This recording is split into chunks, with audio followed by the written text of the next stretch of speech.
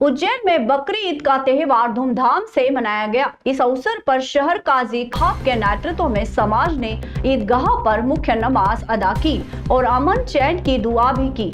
बकरी ईद का त्योहार इस्लाम धर्म में प्रमुख त्योहार है, जो त्याग, समर्पण और अल्लाह के प्रति अटूट श्रद्धा का प्रतीक माना जाता है। इस दिन मुस्लिम समुदाय के लोग सुबह विशेष नमाज अदा करते हैं और उसके बाद कुर्बानी की परंपरा निभाई जाती है, जो हजरत इब्राहिम की ऐतिहासिक घटना की याद दिलाती है। शहर काजी खलीकुर रहमान ने कहा कि कुर्बानी इस्लाम का एक अहम फर्ज है, लेकिन इसे सलीके और सलीम तरीके से अंजाम देना हर मुसलमान की जिम्मेदारी है। उन्होंने लोगों से अपील की है कि कुर्बानी के स्थान को चारों ओर से ढका जाए, सफाई का विशेष ध्यान रखा जाए और प्रशासनिक नियमों का पालन किया जाए।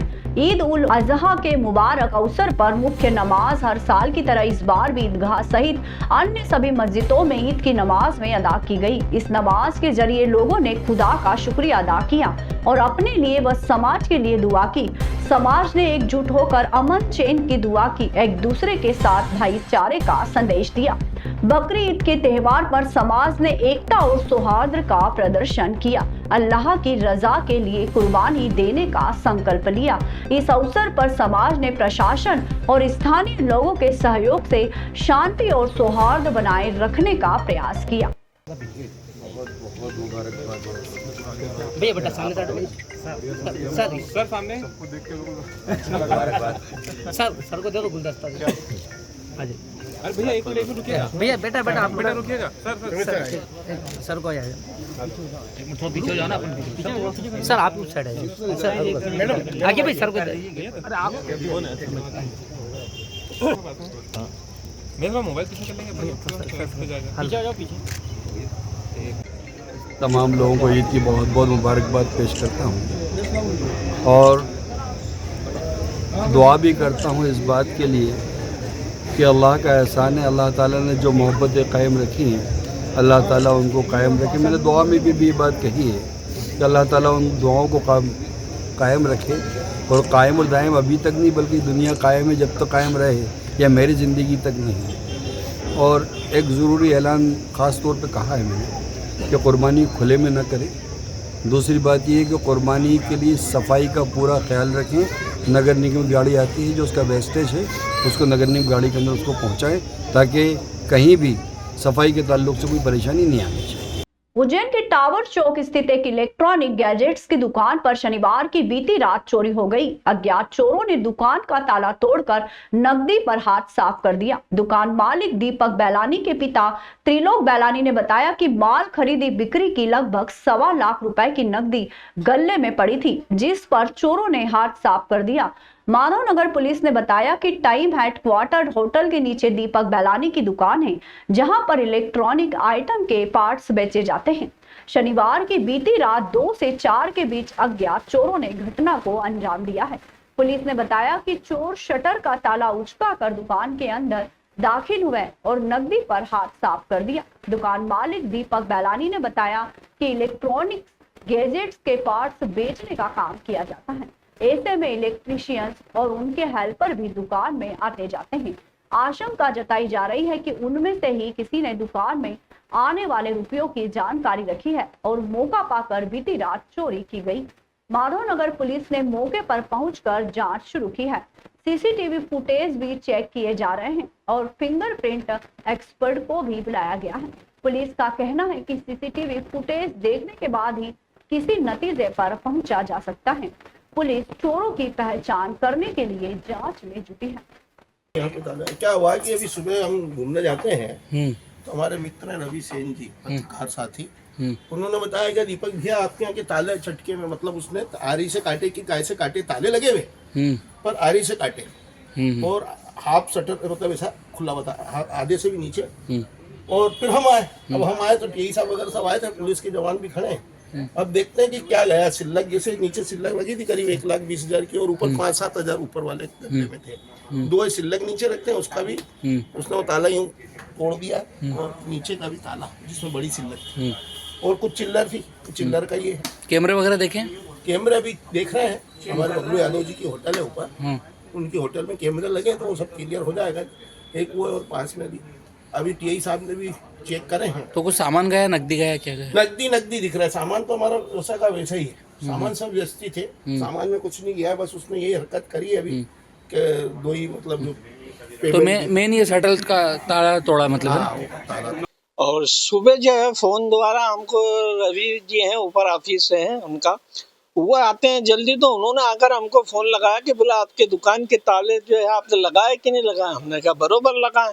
उन्होंने कहा कि आपके ताले टूटे हुए हैं। हम दौड़ते हुए जो है दुकान पर आए तो देखा कि दोनों तालों के जो है नकुन से टूटे हुए हैं और शटर 2 फीट ऊपर उठा हुआ है।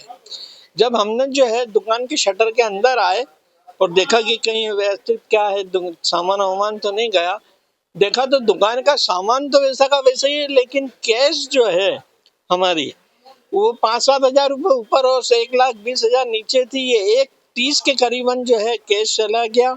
और ये सीसीटीवी के जो है ये मशीनरी जो है पूरी सीसीटीवी के वीडीआर वगैरह जो भी मशीन रहती है ये पूरी वो साथ में लेके गया और करीबन 15,000 रुपए की वो है। इस तरह से करीबन 1,60-1,70 के आसपास की जो है वो जो है चोरी करके गया है। केस कंडीशन हमारा डेट के आसपास गया है पूरा, और अकेला बंदा था। हमारे जब सीसीटीवी खंगाले तो वो तो पूरा वीडीआर पूरा लेके गया, सीटी वगैरह की पूरी। तो फिर हमने पास में हमारे डॉक्टर साहब हैं, उन डॉक्टर साहब का कैमरा तलाश किया, उनके सीसीटीवी में देखा तो 4:30 बजे करीबन जो आया है, अकेला बंदा है, हाथ में कटर था उसके, वो 4:30 बजे आया और 4:45 पर वापस जाता हुआ दिख रहा है और उसके हाथ में जो है वो पैसों का झोला और वो सीसीटीवी की मशीनरी पूरी जो है साथ में दिख रही है। वो 15 मिनट के अंदर वो पूरा जो है ये काम बता के गया। विधवा माता की गुहार, पुलिस से लापता पुत्र की तलाश में मदद की अपील। मेरी दुनिया मेरे 15 वर्षीय पुत्र शुभम के इर्द गिर्द घूमती है, लेकिन 31 मई 2025 की शाम से वह अचानक लापता हो गया। उसकी गुमशुदगी की रिपोर्ट PS चिमनगंज में दर्ज कराई गई है, लेकिन अभी तक उसका कोई सुराग नहीं मिला है। भूरी पति स्वर्गीय जानकीलाल बाथम निवासी खंडेलवाल कंपाउंडर फौजलपुरा उज्जैन पुलिस ने बताया कि अपने पुत्र की तलाश में वह दर दर भटक रही है। अपने स्तर पर सभी परिचितों, रिश्तेदारों और मित्रों से संपर्क किया, लेकिन कहीं से कोई सुराग नहीं मिला है। आज 8 दिन से ज्यादा हो गए हैं, पुलिस भी कुछ अभी तक पता नहीं कर लगा पाई है। जबकि पुलिस ने रेलवे स्टेशन पर फुटेज चेक किए थे, जिसमें वह नजर आ रहा है देवास इंदौर की ओर जाने वाली ट्रेन में बैठता दिखाई दे रहा है। इसके बावजूद पुलिस अब तक तलाश नहीं कर पाई है। आज SP प्रदीप शर्मा के गुहार लगाने गए थे, लेकिन आज उनसे मुलाकात नहीं हो पाई। शुभम की मां भूरी पति स्वर्गीय जानकीलाल बाथम ने बताया कि शुभम का हुलिया इस प्रकार है। चेहरा गोल, रंग गेहुआ, उम्र 15 वर्ष है। वह स्लीपर चप्पल पहने हुए हैं, ब्लैक कलर की टी-शर्ट व स्लेटी कलर की लोवर पहने हुए हैं। माता भूरीबाई ने आगे बताया कि लापता बालक को बताने वाले को उचित इनाम भी दिया जाएगा। शुभम के मिलने पर मोबाइल नंबर 9340880600 तत्काल सूचना दे। मेरा बेटा सुबह दोनों भाई बहन घर पे थे, बेटा तो चला गया था, मैं मंदिर महाकाल मंदिर ड्यूटी चली गई थी। घर आए 2 बजे, उसको कहीं क्रिकेट खेलने का बोल रहा था, तो हमने बेटे ने मना कर दिया कि क्रिकेट खेलने मत जा। फिर दिन भर उदास मुँह रहा उसका। फिर शाम को 5 बजे मैं जब थेरेपी करवाने फ्रीगंज गई, 6:30 पौने 7 बजे घर आया तो बेटा बड़ा जिम जा रहा था और मैं खाना बनाने लग गई। उसको छोटे वाले को बोला कि तू दियाबत्ती कर दे, उसने दियाबत्ती करी। उसको बोला भजन लगा दे भगवान के, तो उसने भजन में बोला मम्मी नेट नहीं चल रहा। मैंने बोला टीवी बंद कर दे। उसके बाद पता नहीं 10 मिनट बाद उसको आवाज़ लगाई तो दिखा नहीं। मैंने बाहर भीतर देखा तो मिला नहीं। 10-15 मिनट ढूंढती रही, इधर उधर नहीं दिखा। फिर हमने ढूंढना चालू करा, पर उसका कोई अभी 8 दिन हो गए, कोई पता नहीं है उसका। कब से गया घर से? वो शनिवार की रात को 7 बजे 31 तारीख को। हमने उधर सब दूर ढूंढा, रात भर ढूंढा उज्जैन में, फिर पता नहीं चला। फिर हमने चिमनगंज थाने में रिपोर्ट करवाई उसके नाम से। फिर 2 दिन बाद पुलिस आई तो शायद बेटे ने पूछा कैमरा खुलाने का, तो यहाँ तो हमने रोड के एक कैमरा खोल के देखा, उसमें जा रहा था वो। फिर 2 दिन बाद कैमरा खोल के देखा स्टेशन का प्लेटफार्म का 1 नंबर, जो जोधपुर से आने वाली ट्रेन इंदौर उज्जैन, उसमें वो बैठते हुए दिख रहा फुटेज में 2 दिन बाद। पर अभी तक कोई पता नहीं चला उसका। बाकी पढ़ने में भी अच्छा था, कोई नशा नहीं, कुछ नहीं, कोई गलत संगत में नहीं, खेलने घर पे ही खेलता था, घर से बाहर जाता नहीं था। कौन सी कक्षा में पढ़ता था? 8वीं में पढ़ता था। मोहल्ले में किसी ने कोई विवाद वगैरह तो नहीं उससे उसके तो विवाद नहीं थे, और पता नहीं विवाद है कि नहीं है, हमको ये नहीं मालूम।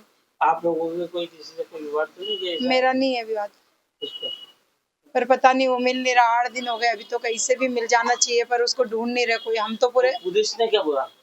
पुलिस ने कुछ नहीं बोला, बस FIR लिख ली है बाकी, और अभी तो कुछ पता नहीं है। SP सर से भी मिलने गए थे, वो भी वहाँ ऑफिस गए थे, पर अभी तक SP सब भी कहीं चले जाते, हम मिलने जाते तो बच्चा कुछ उल्टा सीधा करता तो अभी पुलिस आ जाती घर पे, घर मकान तोड़ने लगती, हमको ले जाती। आज बच्चा घूम गया तो कोई भी उसकी तलाश नहीं कर रहा, ना पुलिस उसको ढूंढ रही है और ना कोई मेरी सुन रहा। 8 दिन हो गए।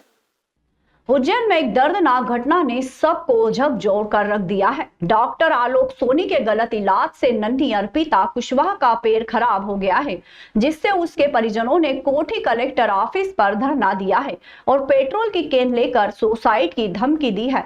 परिजनों का आरोप है कि डॉक्टर आलोक सोनी ने बिना जांच पड़ताल की अर्पिता के पैर में प्लास्टिक पट्टा चढ़ा दिया, जिससे उसके पैर में इन्फेक्शन हो गया और पस पड़ गया।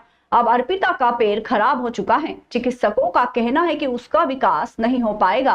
परिजनों ने बताया कि इलाज में अब तक 15 लाख रुपए खर्च हो चुके हैं, जो उन्होंने अपनी जमा पूंजी, संपत्ति बेचकर और बाजार से उधार लेकर खर्च किए हैं। आर्थिक स्थिति और कमजोर होने के कारण अब अर्पिता के जीवन यापन, शिक्षा और विवाह के लिए कोई आर्थिक संभावना नहीं बची है। परिजनों ने डॉक्टर आलोक सोनी पर कार्रवाई की मांग की है। साथ ही गलत रिपोर्ट बनाने वाले डॉक्टर मरमट पर भी कार्रवाई की मांग की है। थाना प्रभारी राकेश भारती ने परिजनों को समझाने का प्रयास किया, लेकिन परिजन अपनी मांग पर अड़े हुए हैं। अर्पिता के पिता सोहन कुशवाहा ने बताया कि उनकी बेटी का भविष्य अब अंधकार में है और वे चाहते हैं कि दोषी डॉक्टरों को सजा मिले और उनकी बेटी को न्याय मिले। इस घटना ने स्वास्थ्य सेवाओं की लापरवाही को उजागर किया है। परिजनों की मांगों को सुनने की आवश्यकता है। सब कुछ लगा हुआ था, वो मर कैसे गया? स्थिति है कि अगला दूसरे हॉस्पिटल वाले बोले प्लास्टर ही नहीं कराना था। एक चीज तो होना होता, अपन कुछ भी बहस करना है, इस बहस का कोई अर्थ नहीं, ठीक है। और उसमें अपन ये भी बात करा, अभी आपने मुझसे बोला 2 चीज़, SP या तो कलेक्टर साहब से मिल रहे हैं, CM साहब। कलेक्टर साहब से अभी नहीं आ रहे हैं, ये मैंने आपको बता दिया। दूसरा, कलेक्टर साहब से मिलाने की जिम्मेदारी आपने बोला कि मिला देंगे, तो मेरी जिम्मेदारी है, हम उसको मिला देंगे। पर वो क्या बात होगी, क्या नहीं होगा, वो मुझे कुछ नहीं पता। 2023 का मामला है। 2023 के पहले जनवरी का मामला है। अभी स्थिति है कि मतलब 3 बार इसकी जांच कमेटी बैठ चुकी है। तीनों प्रतिवेदन को अलग अलग दर्शाकर डॉक्टर से रिश्वत लेकर इन्होंने डॉक्टर को बरी कर दिया। कौन था डॉक्टर इसमें? इसमें डॉक्टर आलोक सोनी चैरिटेबल हॉस्पिटल। और मैं 3 सालों से भटक रहा हूँ। और मैं जब नए कलेक्टर साहब आए, उनसे मैंने न्याय की गुहार लगाई बच्ची के लिए, तो उनके द्वारा वहाँ से मुझे पता चला कि उनके द्वारा बोला जा रहा है कि आपकी फाइल बंद कर दी, जबकि उसमें मेरी सहमति नहीं, हमारा निराकरण नहीं हुआ। अभी बच्ची का 8 दिन पहले मैंने ऑपरेशन करवाया, ना ये लोग मतलब किसी चीज़ को मानने को तैयार नहीं। और मैं यहाँ पर रिश्वतखोरी चल रही है और हमारी यही मांग है कि गलत प्रतिवेदन बनाने वाले महेश मरमट पर कड़ी से कड़ी कार्रवाई हो। जब हम यहाँ से उठेंगे, जब तक हम यही स्वतंत्र बैठेंगे। तराना थाना क्षेत्र में शुक्रवार को दोपहर में जामुन खाने का कहकर घर से निकले 2 छात्रों की काली सी नदी में डूबने से मौत हो गई। दोनों छात्र नहाने के लिए नदी में उतरे थे, लेकिन गहरे पानी में चले गए और छटपटाने लगे। थोड़ी देर में उनकी जिंदगी की डोर टूट गई। मृतकों की पहचान 17 वर्षीय लक्की उर्फ लोकेंद्र पिता श्याम सिंह राजपूत और रोहित पिता शंकर सिंह राजपूत 18 दोनों निवासी बड़ी तिलावत के रूप में हुई है। दोनों दोस्त थे और शुक्रवार दोपहर करीब 3 बजे जामुन खाने का कहकर घर से निकले थे। इस दौरान वह छोटी काली सी नदी में नहाने के लिए पहुंच गए। यहाँ दोनों गहरे पानी में चले गए और डूबने लगे। लोग मदद के लिए पहुंचते उससे पहले ही दोनों डूब चुके थे। सूचना पर पहुंची पुलिस ने रात करीब 8:30 बजे मशक्कत के बाद दोनों के शव नदी से बाहर निकलवाए। तराना थाने के जांच अधिकारी अलबेला खाका ने बताया कि शनिवार सुबह तराना के अस्पताल में पोस्टमार्टम के बाद शव परिजनों को सौंप दिए गए। दोनों दोस्तों की मौत से उनके परिवार पर गमों का पहाड़ टूट पड़ा है।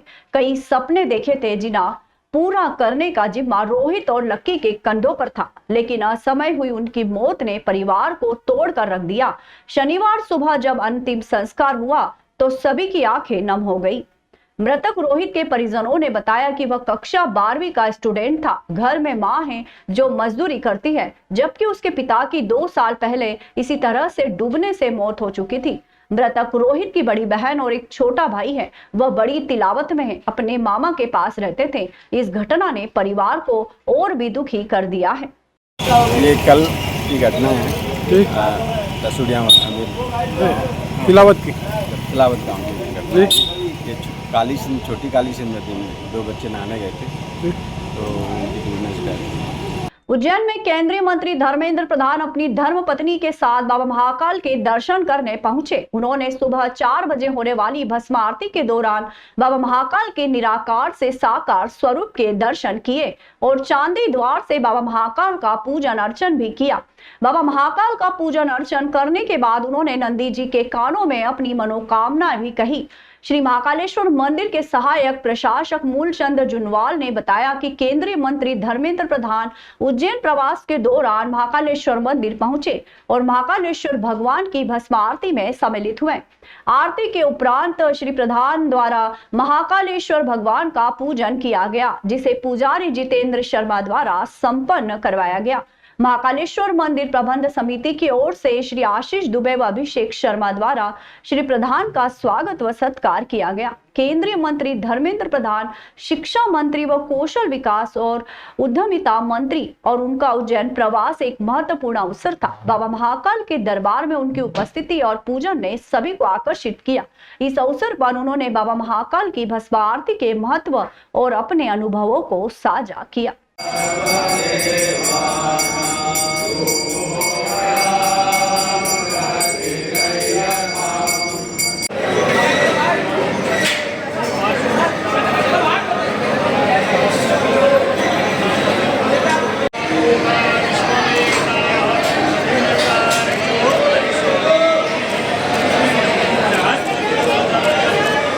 इंदौर के नवविवाहित दंपति राजा रघुवंशी और सोनम रघुवंशी के लापता होने के मामले में सकल रघुवंशी समाज ने कलेक्टर के नाम ज्ञापन दिया है। समाज ने मांग की है कि इस मामले की सीबीआई जांच कराई जाए और दंपति की खोज के लिए प्रभावी कदम उठाए जाए। ज्ञापन में बताया गया है कि राजा रघुवंशी की हत्या के बाद उनका शव परिवार को प्राप्त हुआ, लेकिन सोनम रघुवंशी की कोई खोज नहीं हो सकी है। जितना समय बीत रहा है उससे उसकी जान को भी खतरा है और बांग्लादेश सीमा लगी होने से मानव तस्करी की भी आशंका है। सोनम रघुवंशी के भाई गोविंद रघुवंशी और अन्य व्यक्ति जो उसकी खोज के लिए शिलांग में मौजूद हैं, उन्हें भी तरह तरह की धमकी दी जा रही है और उनकी जान को भी खतरा है। समाज ने मांग की है कि संपूर्ण प्रकरण की तत्काल सीबीआई जांच आदेशित की जाए। सोनम रघुवंशी की सुरक्षित वापसी के लिए त्वरित और प्रभावी ढंग से खोज की जाए। सोनम रघुवंशी की खोज में गए उनके भाई गोविंद रघुवंशी और अन्य व्यक्तियों को पर्याप्त सुरक्षा व्यवस्था उपलब्ध कराई जाए। और में जो घटना हुई है और वो सेलांग वाला मामला जो चल ही रहा है, प्रत्येक उसमें देख रहे हैं अपन।